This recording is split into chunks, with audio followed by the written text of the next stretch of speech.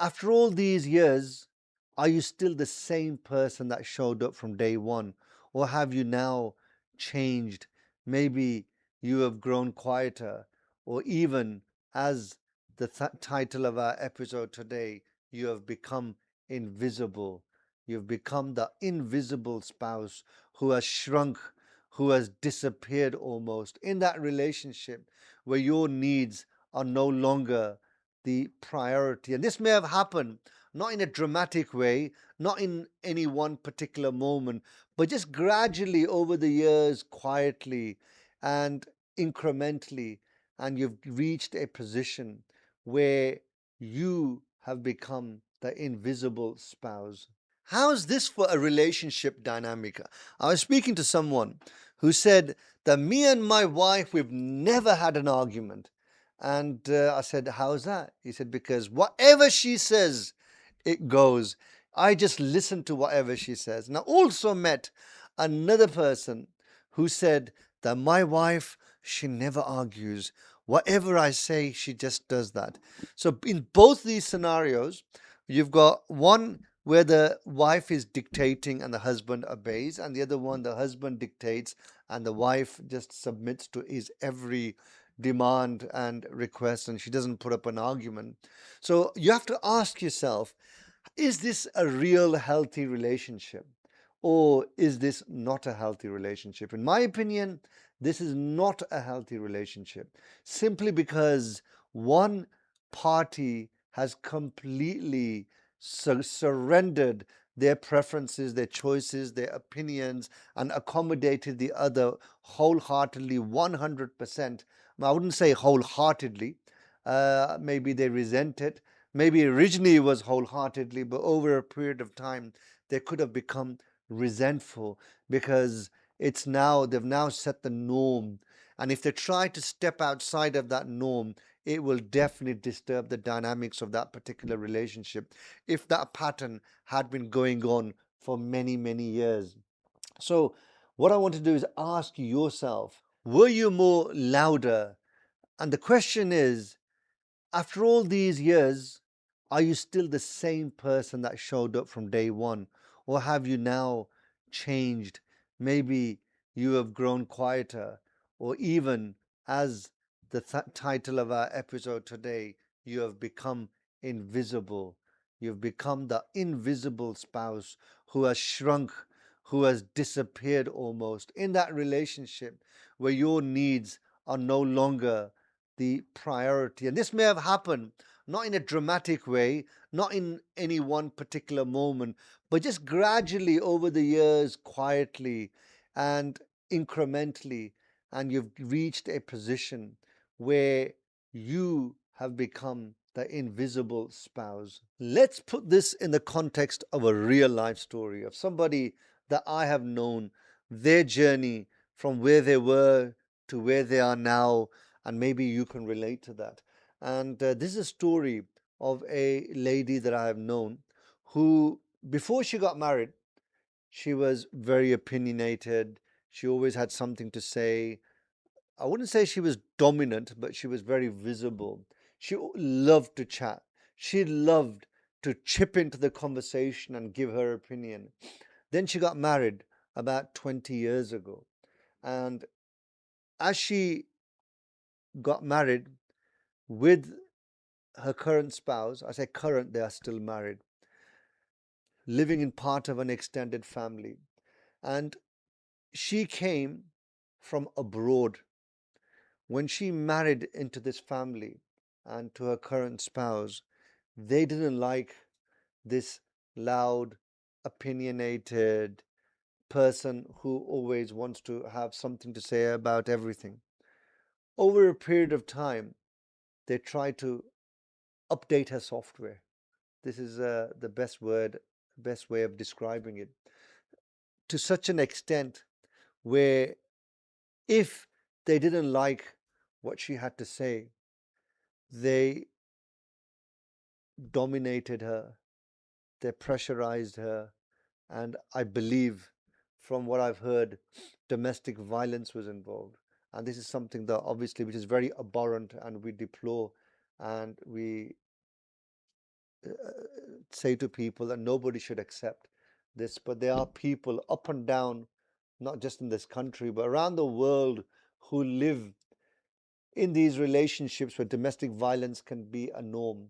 But this particular scenario, this person, this lady was slowly, maybe in one dramatic moment, but in a very short period of time, she was she was having a software updated to tell her that this level of interaction, this energy will not be tolerated in this house, in this marriage. So over a period of time, she became quiet. She stopped giving her opinions. She stopped chipping into the conversations. She stopped making her demands known.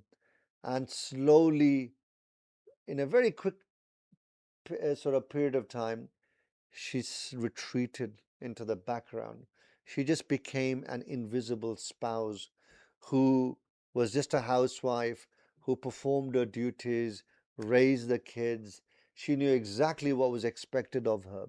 The reason I know all this is because this was relayed to me by a very close family member. And I, because I study human behavior, I was really interested to know of this story because it helps me identify the operating systems at play and why people retreat in such a way and disappear in the background. She's not physically disappeared. She hasn't left the relationship. She is just basically has accepted her fate, that in order to survive, she just needs to be there, just to turn up, do the minimum just to keep the household going, to make the food, clean the house, do the domestic duties, to be that obedient wife who has just submitted to her husband, spouse, surrendered. And this is how years have passed. Now that marriage has been in existence for about 20 years. Now the same wife, even to the outside world, forget the inside that house, even to the outside world has become invisible, where people know now that her opinions don't matter. People know now that she has very little to offer in terms of any knowledge or wisdom or even any conversation. If even extended family members, outsiders have any conversation with her, she gives very limited interaction with them because she has lost her identity over the years. And this is a form of abuse. Yes, it is.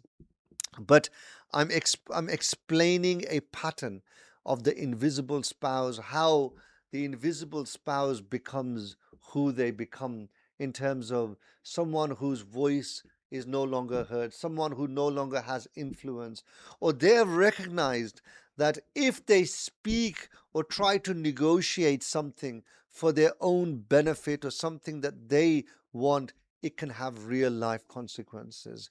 It's some sort of abuse, whether it's physical or mental. So they've recognized the best way to deal with matters is just to accept everything, be quiet, live your life, and just let the time pass. This is a story not of this one protagonist that I have known about, but many, many women around the world who have just these quiet, submissive spouses who have become invisible because they know that this is their identity now if they want to survive and have some element of peace in their lives. Because anything that they now put forward as their choice, as their demand, as their opinion, it can have real life consequences which can be very harmful for them. One other distinction that I want to make is that just because in this scenario that I've mentioned, you may say that this is an unhappy spouse who has disappeared in the background, but that may not be the case in every scenario. Sometimes it could be a spouse who is invisible, who has shrunk into the background, but they love their husband. They are not in a violent relationship where there's domestic abuse. It may not necessarily be unhappiness.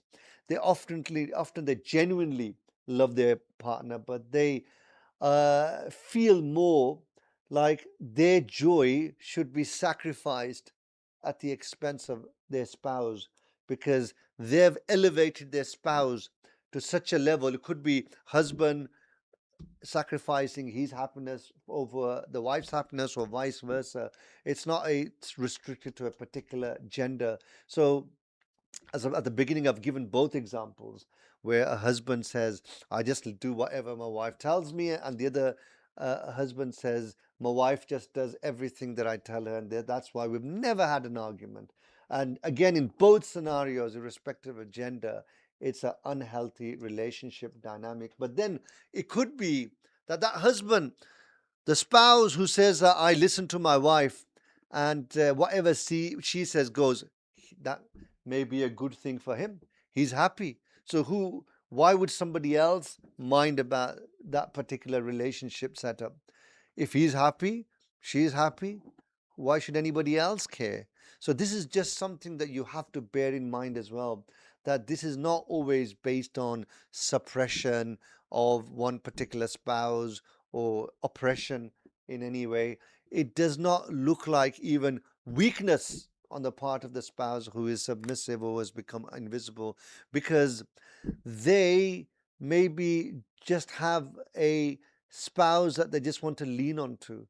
Maybe they realized or feel that their spouse is more capable, much more intelligent, much more capable, and therefore their decisions should be surrendered over to them, and they just submit to their particular intellect, whether irrespective of dynamic. So this doesn't necessarily mean that this is a fault of any one particular spouse. If in this particular situation they are both happy, and the one who is the invisible spouse especially, he or she is happy, that doesn't mean that the other spouse is at fault. This is quite an important distinction. There's no villain in this story, just two people, one whose preferences naturally took more space, one who was less comfortable claiming space, not through any particular malice, but just the practicality of living their life, and that just worked for them. The person who was less comfortable claiming gradually stopped claiming at all, maybe their demands, their preferences, and this is not unusual. What is happening underneath all of this is that there are certain patterns which are at play. Maybe the spouse who has shrunk away into invisibility in the relationship is someone who was selfless, who even knew before the actual marriage or when the relationship formed that in order to be selfless, in order to be loved, there have to be the one who is serving. But the continuous desire to serve, they didn't know what their boundaries were until they completely surrendered their own desires in at the expense of the other spouse. And this is something that they've realized, that in order to be loved, perhaps they need to take less space in that relationship. They need to be less demanding. This is their way of managing that relationship. And it looks like selflessness, but really what this is maybe low self-esteem. This is they want to constantly please their spouse. This relationship, although it may have genuine love in this, but this change of equilibrium over the time has really led to the erosion of that relationship in terms of its true value for one spouse who has disappeared into the background, who is now invisible at the expense of the other. And this is still can be based on love, true, genuine love. But that's not to say that this is a healthy relationship. But if two people get together and this is the dynamic that they want to operate on, then all fine, it's all good for them. But that's not for the other person to judge them on. But this is the true pattern that which is at play. Let's look at these patterns through the lens of your own relationships. So when you in the relationship that you're in, when did you last express a preference you knew your partner would not share and actually hold it, even when there was resistance? What have you stopped doing since this relationship began? Not things that naturally changed, things that were specifically yours. So if your partner described you in real depth right now, how much of what they said would be about the role you play and how much would be about who you actually are? So this, over a period of time, you could be someone, when you enter the relationship, you had an identity, but over a period of time, that identity is no longer recognizable, and you've just become someone who's there and you're fulfilling a role, a performance, which is making the relationship tick. But the original identity of you as part of that relationship has eroded over a period of time. I know many people who, maybe after a long period of being the invisible spouse, rediscover themselves. Maybe the kids have grown up, they've taken a new hobby, they've taken a job on, and they have then realized that they had all these skills and talents that which they are now able to nurture again, which had been hidden during the main part of the relationship, especially when the kids were growing up. One of the most ironic things is that the person who is operating this particular software of being the invisible spouse may not even realize that this pattern is at play in their lives. Maybe they see this submission, this accommodation of the other spouse as selfless, genuine love, maturity, growth, because things are functioning, because things are progressing, and they've never ever even questioned this. And this is because so many people see things differently. So, as I've mentioned, this is not necessarily something that a person sees negatively. If it works for them, then all good and well. And if it doesn't work for them, that's when you call it out and say that this needs to be changed. But if somebody doesn't want to change, they're happy with that, then obviously we can't force that change upon them, because they have chosen, or over the period of time have realized through this performance behavior, that this is the way to maintain the harmony in that relationship. Just in final few words, what I want to say is that if you recognize yourself in this particular pattern, I don't want you to leave feeling angry at your spouse, because in most cases, they did not do this to you. Unlike the first story, which I mentioned at the beginning, where there was some element of domestic violence or some sort of pressure on the spouse, this particular dynamic sometimes just unfolds naturally amongst people, and people just participate in it without realizing, because they're operating from the angle of love and not weakness. I mean, the work that you need to do to undo this, if you're not happy, is not one of confrontation, but just basically one of realization that maybe slowly, incrementally, not dramatically in one go, you need to rewrite this software that is operating inside of you if you want to change the dynamics of that relationship. Sometimes it becomes hard when certain patterns have evolved over many years or even decades in a relationship. For one person to try and break that pattern, it can, they'll face resistance, not only from the other spouse, but internally from their own self as well. They realize that it's too much of an effort. The leap to move forward and try and change that is so vast that people end up not taking that step in the first place. But you can take those steps, but they have to be small baby steps, slowly but surely, because anything done drastically in one go will definitely snap, because the tension will be so high, that so much that it will snap. It's like the elastic band that you stretch into a maximum length, you will snap that. And this is why in trying to change something so drastically, instantly, would be like snapping something. And this is why to change something, those relationship dynamics can only be done with wisdom, with knowledge, with awareness of both spouses, rather than just one trying to implement something without the other knowing. Maybe a conversation at the outset to understand and name these patterns, and to be able to then show how you want to reclaim something that you have lost over the years and decades. This is where true wisdom lies, in order to ensure that the relationship survives such dramatic shifts or break in old patterns.